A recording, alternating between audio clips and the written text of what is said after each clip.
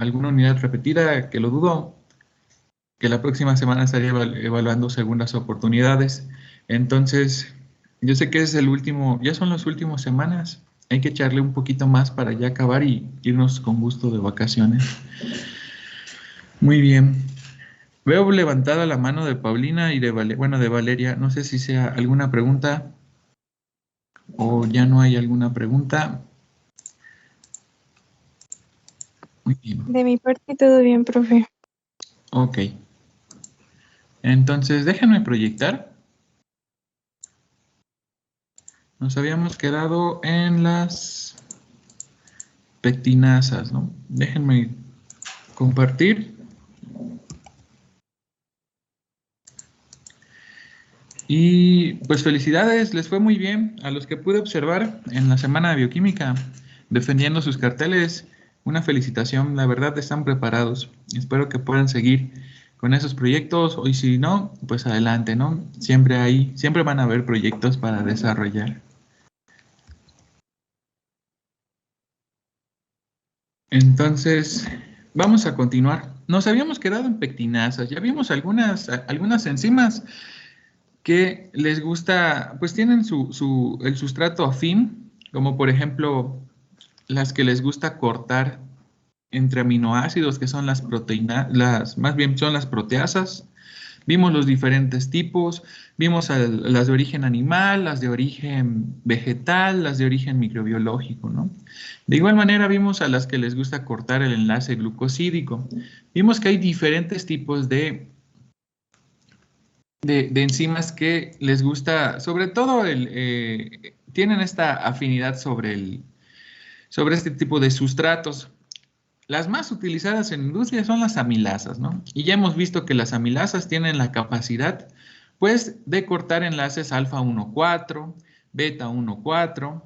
También existen diferentes tipos de enzimas que tienden a ser amilasas, como la alfa 1,6 glucosidasas, las amiloglucosidasas. Entonces, todas estas tienen una función, tienen un porqué, ¿no? Habíamos dicho que para la industria cervecera son muy importantes. ¿Por qué? Porque nos ayudan pues a cortar al almidón para que sea más fácil para la levadura, pues realizar la fermentación. Es más fácil para la levadura, en este caso, pues fermentar azúcares pequeños, ¿no? No tan grandes como el almidón, que pudiera tener cualquier tipo de grano, por ejemplo, en la fabricación del vodka, la papa, el almidón que tiene la papa, en la fabricación del vino, hay algunas uvas que son muy azucaradas, algunas, depende del tipo, ¿no? Entonces, sí es necesario la aplicación de estas enzimas. Normalmente las enzimas amilasas son muy caras cuando ya están en realidad ya purificadas. ¿Por qué? Porque cada uno de los procesos aumenta su valor final. Sin embargo, la estrategia que se ha estado utilizando es utilizar semillas en plena etapa de germinación, debido a que en estas semillas se encuentran pues una gran concentración de amilasas, ¿no? Y las amilasas como papel biológico en las semillas ayudan en el proceso de germinación y maduración de la primera plántula, ¿no? Entonces esto es lo interesante. También se puede utilizar para procesos de panificación. Una de las principales, pues, también utilidades que se le da es en el procesamiento enzimático solamente del almidón. Entonces, si nosotros llegáramos a utilizar una mezcla de diferentes tipos de amilasas, obviamente pudiéramos obtener diferentes tipos de jarabes. En este caso, pues ya depende para qué ruta quisiéramos llegar, ¿no? Normalmente hay un tratamiento que se le daba, un proceso que se le debe dar al almidón, como por ejemplo, primero la suspensión, ¿no? Luego se debe cocer a presión. Luego se debe llevar a cabo una liquefacción agregando alfamilasas para poder producir maltodextrinas. Estas maltodextrinas y algunos oligosacáridos que se puede llevar, que pueden resultar de las alfamilasas, pues ya tienen dos procesos. Vamos a generar jarabes de primera generación con 42% de fructosa, o vamos a producir jarabes ricos en maltosa. Esto ya depende del proceso y del producto final al cual queramos nosotros llegar. Entonces, Si queremos principalmente jarabes de primera generación de fructosa, vamos a utilizar enzimas como amiloglucosidasas. Y si solamente nosotros queremos obtener jarabes ricos en maltosa, pues también tendríamos que utilizar amiloglucosidasas y en combinación de betasaminasas para poder obtener diferentes tipos de jarabes. Entonces, hoy en día, pues ha estado de moda, ¿no? Sobre todo en las redes sociales, ciertas personas que les gusta en realidad mezclar un jarabe, en este caso es un jarabe basado con mucha maltosa, lo mezclan con diferentes tipos de sabores y lo meten al refrigerador o al congelador, ¿no? Entonces lo interesante de esto es que tienen un punto de fusión bastante elevado. Al momento de meterlos al congelador, estos obtienen una forma como de caramelo, como de caramelo suave, ¿no? Entonces, tipo así como los Jolly Rancher. Sin embargo, esto se explica por los puentes de hidrógenos y las interacciones que tienen cada uno de estos jarabes, perdón, y en la relación de cómo están unidos. Entonces, es algo bastante interesante. Y ahora a lo que nos compete. Habíamos llegado a las pectinasas. Esta, pues principalmente va a alterar las características de los alimentos. Se sabe que la pectina es un polímero del ácido galacturónico, ¿no? Normalmente lo podemos encontrar metilado y sobre todo lo podemos encontrar en frutas y también en verduras leguminosas. Más bien, perdón, en frutas y verduras es donde la vamos a encontrar en mucha cantidad, la pectina, que es un polímero. Entonces, aquí menciona un ejemplo, ¿no? La manzana tiene un grado de metilación que puede ir desde el 90 al 95%.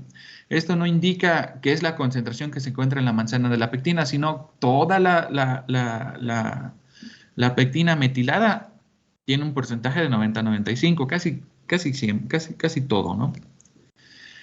En otra parte, las uvas es solo del 30 al 35. Pero en realidad, ¿qué es la pectina? ¿Alguien me puede explicar rápidamente? ¿Qué será la pectina? ¿Cómo la podemos ver en una preparación, eh, en una preparación culinaria? ¿Cómo la pudiéramos ver?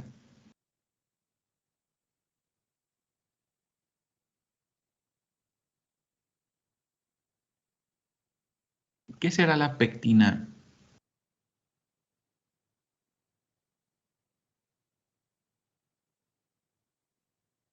¿En qué productos creen que se utiliza la pectina y para qué?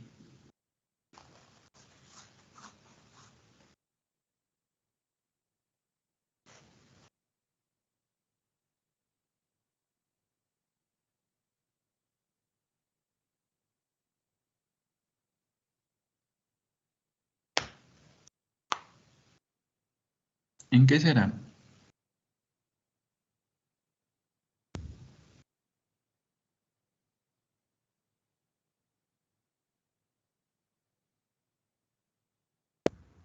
¿Puede ser en la mermelada?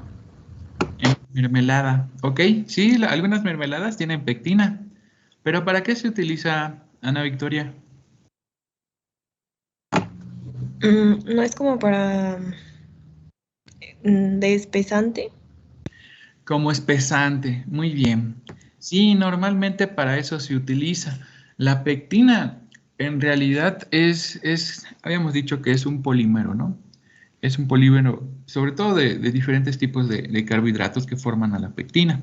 Entonces, a veces al momento de hacer alguna preparación, como por ejemplo una salsa picante, en las cuales se utilizan jitomates, y se utilizan diferentes tipos en este caso, de picantes, de chiles, al momento de licuar, si lo dejamos reposar, perdón, vamos a ver una separación, vamos a ver una bifase. Vamos a ver con todos los sólidos totales como que en la parte de arriba y todos los líquidos vamos a verlo en la parte de abajo. Entonces, esto nos indica que tiene el jitomate un alto contenido de pectina. Entonces, pues ¿cómo se soluciona? Pues se vuelve a licuar o se vuelve a mover o se agita con la cuchara y no hay problema, ¿no? ¿Cuándo empieza el problema? Cuando se quiere industrializar un producto. No es lo mismo ver un producto homogéneo o de solo una fase, como por ejemplo una salsa, a ver una salsa que se separó. Entonces, eso es algo muy importante hoy en día, sobre todo porque ¿cuál es el punto más importante de esto? Poder llegar al consumidor a partir de la vista, ¿no? Entonces, si las personas, más bien, si los tecnólogos enfocados en alimentos tienen la capacidad de poder realizar una salsa completamente natural, eh, agregando, en este caso, pudiendo brindar pues la disminución de la concentración más bien de la pectina en una salsa, pues llamaría mucho más la atención como producto. Hoy en día no sucede esto. Hay otros métodos que se pueden realizar para evitar esto. Sin embargo, hablando de salsas, no es tan problemático. ¿Por qué? Porque se agitan y se soluciona el problema, ¿no? ¿En dónde empiezan los problemas de la pectina? Más adelante les voy a explicar en dónde es un punto crucial para poder darnos una idea de por qué es importante, sobre todo, el uso de enzimas en la industria. Abajo del cuadro morado dice, las pectinasas tienen diversas actividades, ¿no? Existen las pectinmetilesteriasas, abreviadas por PME, o las pectinesteriasas. También están las poligalacturonasas, las pectinliasas, perdón, o las pectinotranseliminasas, ¿no? Entonces, no solamente vamos a ver una acción, no solamente vamos a ver una conversión, vamos a ver bastantes, son tan numerosas que las modificaciones que pueden hacer en un alimento son muy grandes, ¿no? Como convertir algo a partir de algo semisólido, algo completamente líquido y traslúcido. Entonces, teniendo en cuenta esto, vamos a ver ahorita en dónde cortan o qué es lo que produce en cada una de estas, cómo reaccionan. Las pectinliasas, pues la acción que pueden ejercer en los sustratos es que van a producir dobles ligaduras entre los carbonos 4 y 5. Sobre todo en la molécula del ácido D-galacturónico, ¿no? Que ya dijimos que está relacionado con la pectina, lo que trae como consecuencia el rompimiento del enlace glucosídico. Entonces, esta eliminación se conoce como beta-eliminación. Principalmente esto sucede en las pectinas de alto grado, cuando están metiladas, ¿no? Luego tenemos a las pectinmetilesteriasas. Estas van a hidrolizar los enlaces de éster metílico. Liberan y producen pectinas de bajo metoxilo, ¿no? E incluso también pueden generar ácido péctico o pectato, ¿no?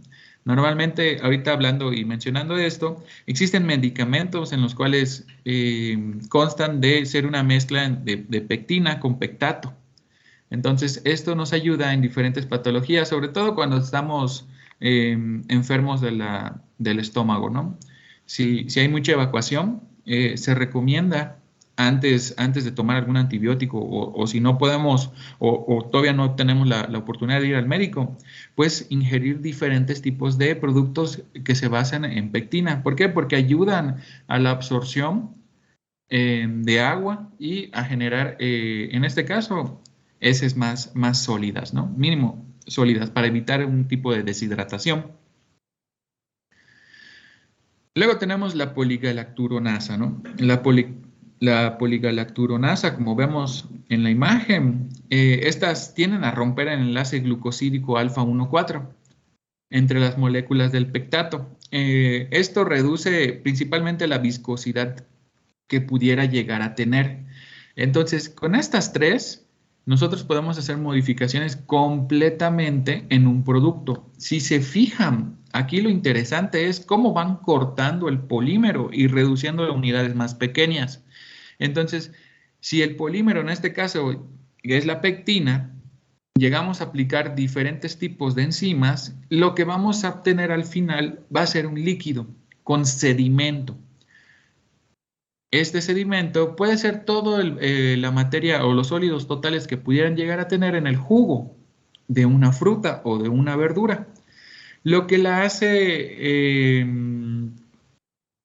técnicamente clara, ¿no? Podríamos decir que es un jugo claro.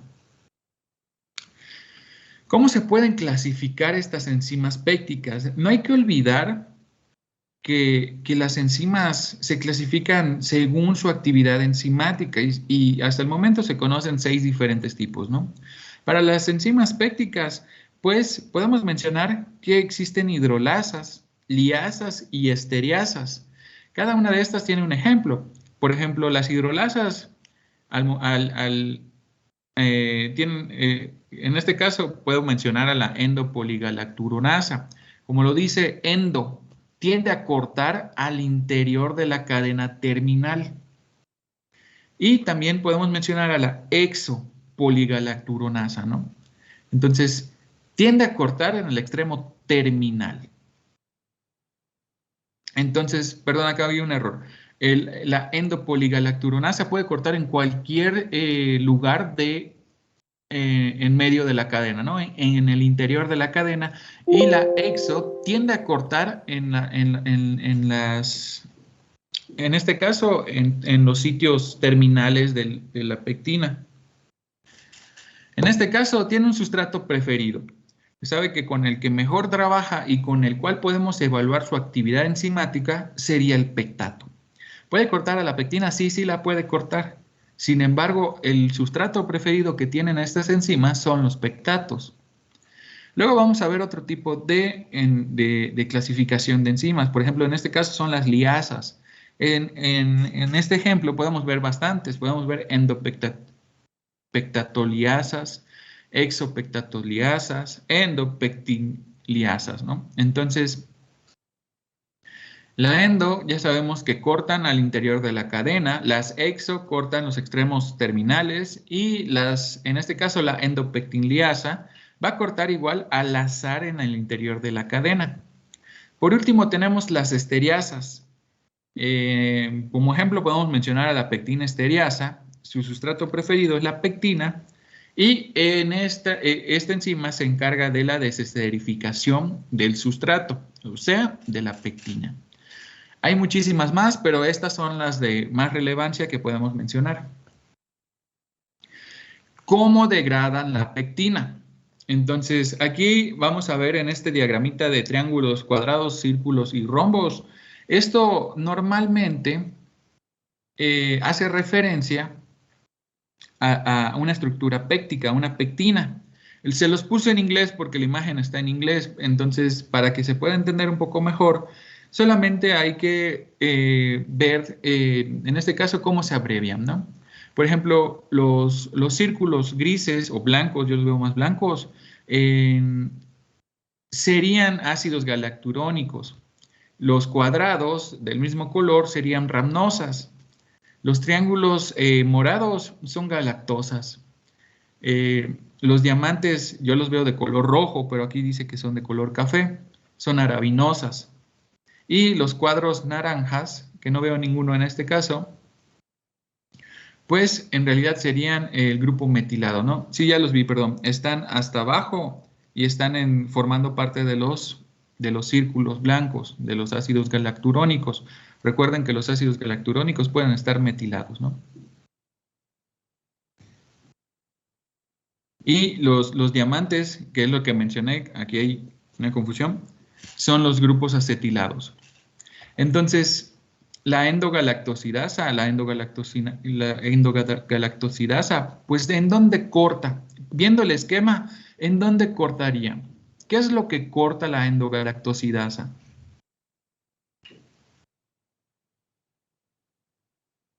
¿Qué será lo que corta?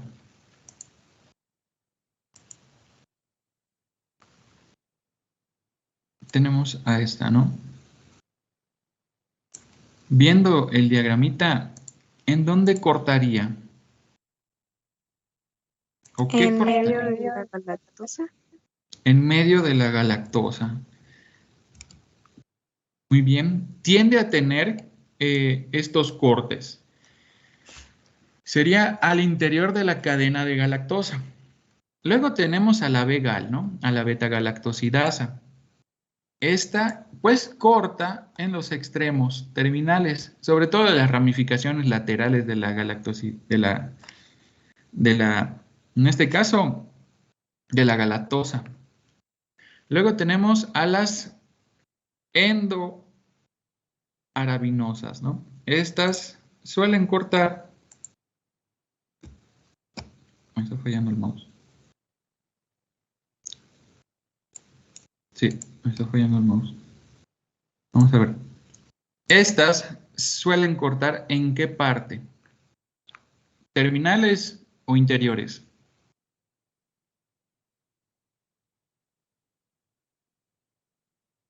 Interiores. Interiores, muy bien. ¿Pero de qué? De la arabinosa. Luego tenemos a la arabinosa arabinofurinodasa, que suele cortar entre los extremos terminales. Tenemos a la RGH, que es la RG hidrolasa, donde suele cortar esta. Suele cortar entre las ramnosas y los ácidos galacturónicos. Y luego tenemos a la RGAE, la RG acetilestereasa, ¿no? Que normalmente, aquí la vemos, suele cortar este grupo acetilo, ¿no? Los desacetila. Entonces, imagínense poder aplicar en esta pectina todas estas enzimas. ¿Qué es lo que obtendríamos en realidad? Si se llegase a aplicar todas estas enzimas que acabamos de mencionar, ¿qué obtendríamos?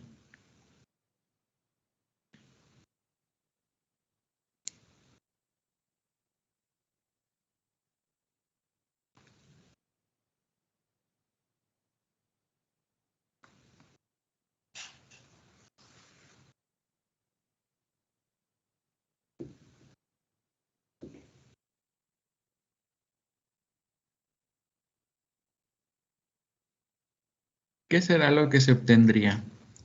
¿Qué se imaginan? No tienen que ser tan específicos, solo díganme qué es lo que se obtendría.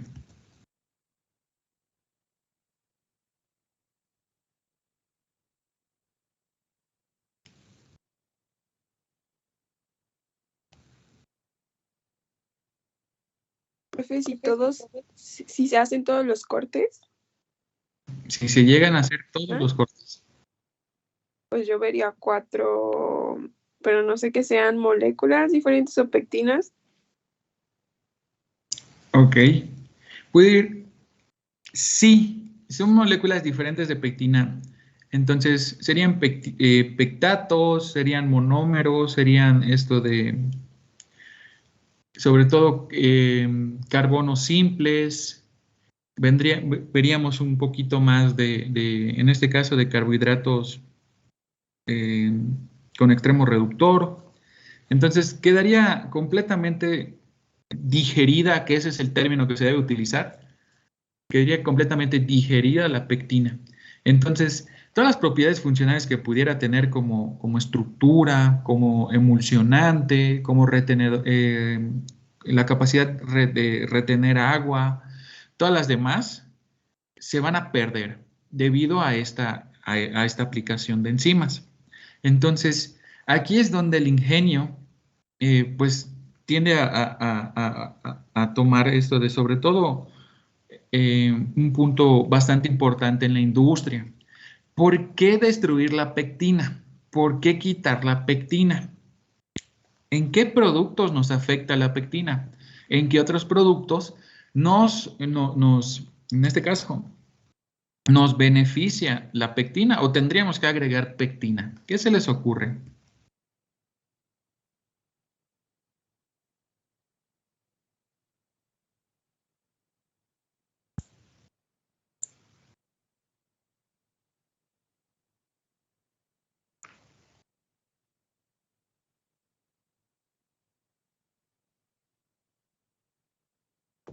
¿Me escuchan?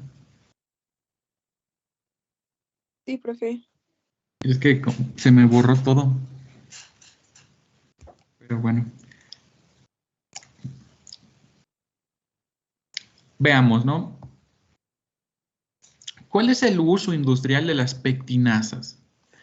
Uno de los que podemos mencionar es la extracción y la clarificación de los jugos.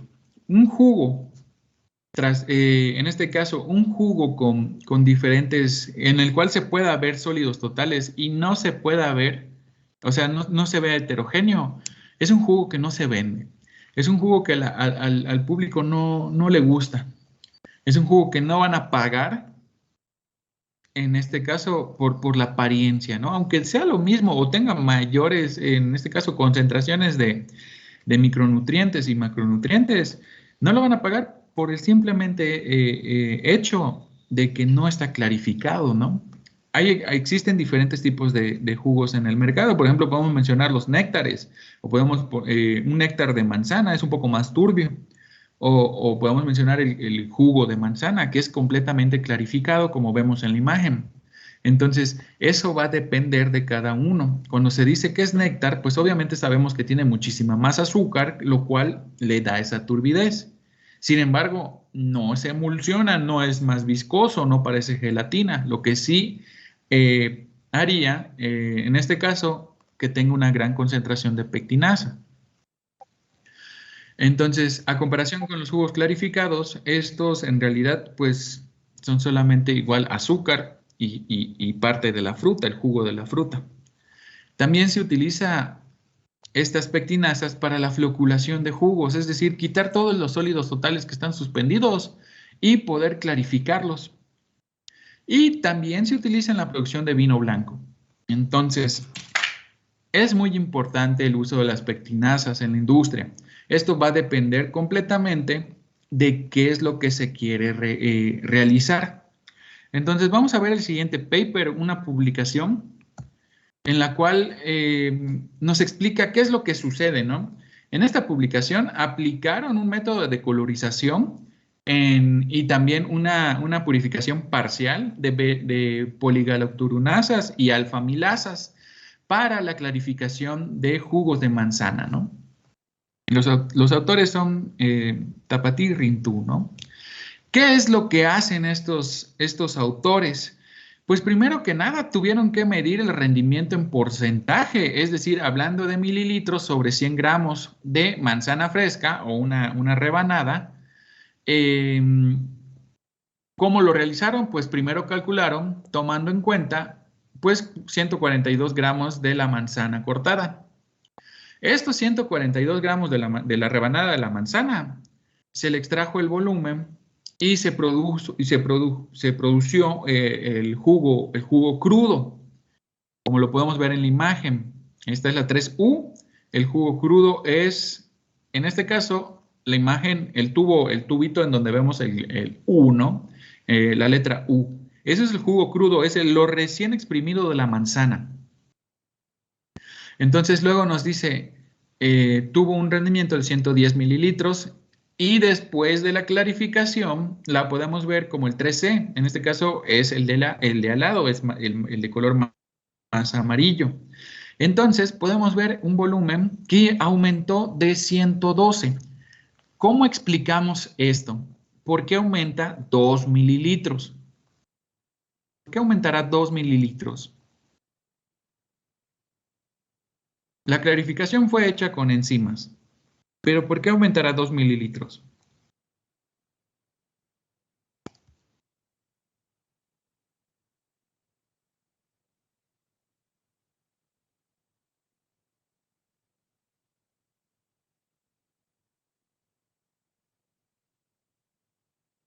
¿Será relevante tener en cuenta esos 2 mililitros?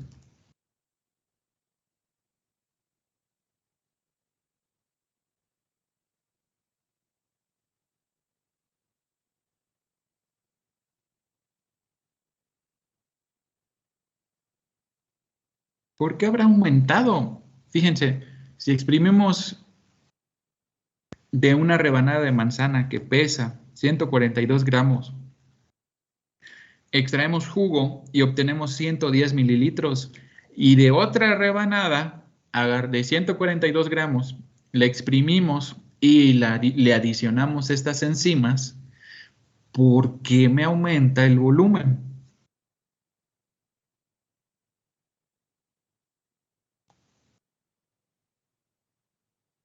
¿Por qué será? No es error de mano, eso sí. No es porque, tampoco es porque hayan agregado las enzimas en medio acuoso. Eso tampoco es, en medio líquido. Entonces, ¿qué será?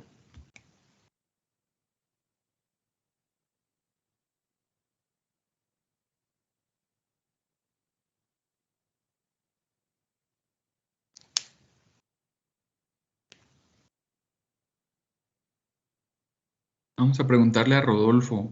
¿Qué crees que sea, Rodolfo? No hay respuestas buenas. Bueno, sí hay, pero no hay malas. ¿Qué será? ¿Por qué crees que aumente 2 mililitros?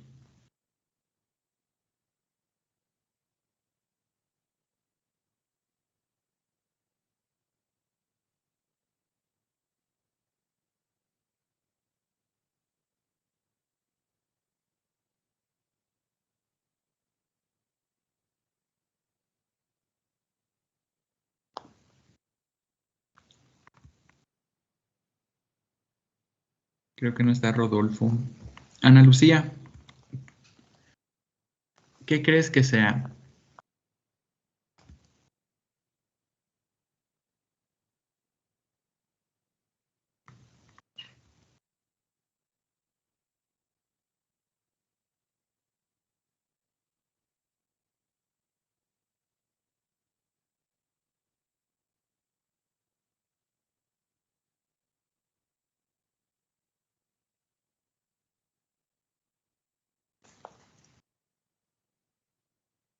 Sí, ¿por qué crees que haya aumentado de 110 a 112 mililitros si fue el mismo peso de la rebanada de manzana? Con la única diferencia que se realizó un proceso de clarificación con la adición de enzimas. ¿Por qué habrá aumentado 112? Más bien, ¿por qué aumentó 2 mililitros?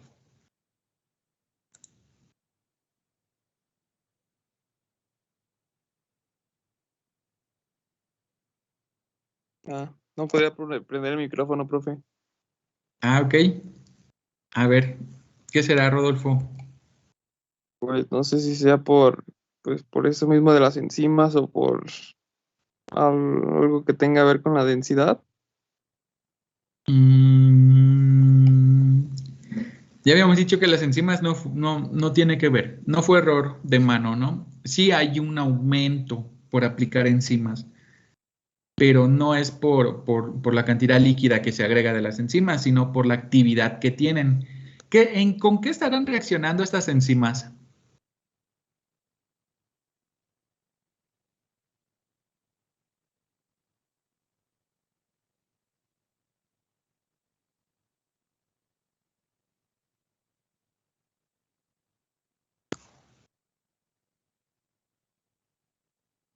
Con los azúcares, ¿Los azúcares de dónde? Los azúcares y las pectinas, pero ¿de dónde? pues de la manzana, ¿no? De la manzana, sí. Vamos a cambiarlo un poquillo.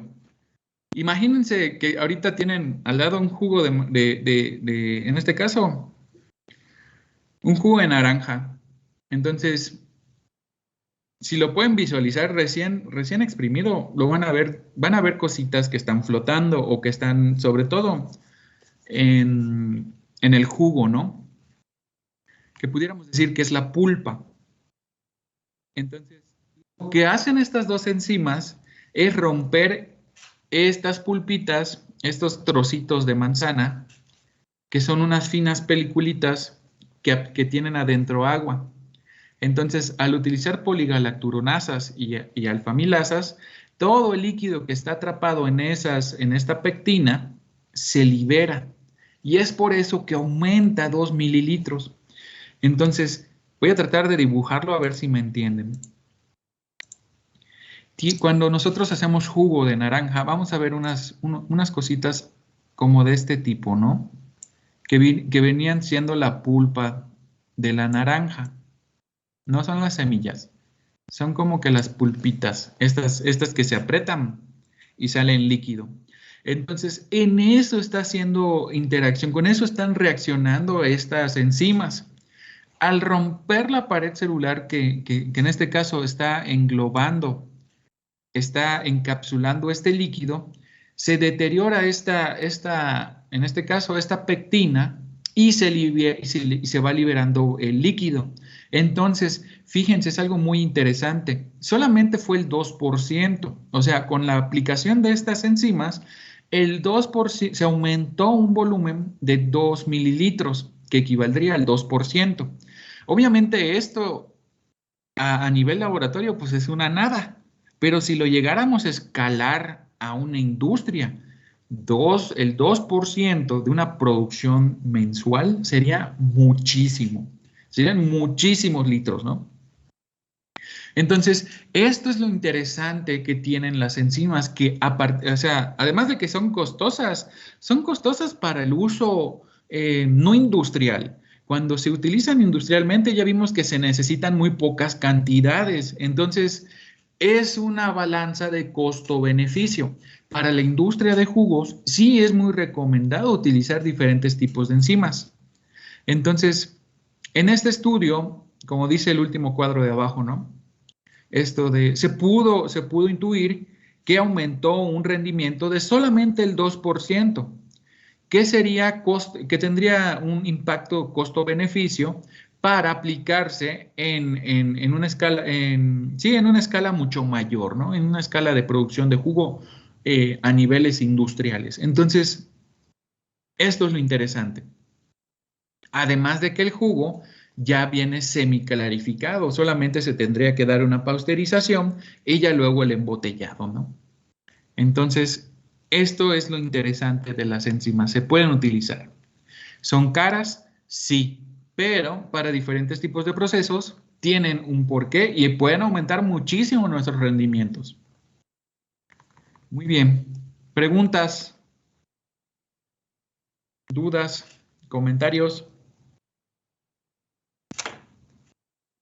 Creo que no, profe. Muy bien, Valeria. Entonces, ¿alguien más tiene alguna pregunta, duda, comentario?